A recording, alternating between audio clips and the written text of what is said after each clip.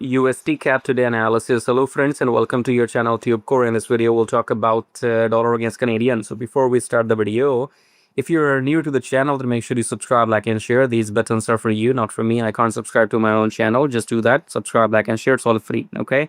Then we have a link which says swing like a pro. So click on that link, come to this page right here. You can check out these recent trades and setups, and you can join this program if you want to enter and exit with me.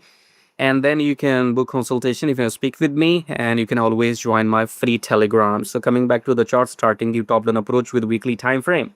Weekly we are above the EMI. Daily we are above the EMI. As you can see, 4 hour we are just above the EMI as well. Okay, so 4 hour you can see we are above the EMI. Daily, what we have done in daily. Why should I tell you what we have done here? So this was your resistance. We have left the resistance. Okay.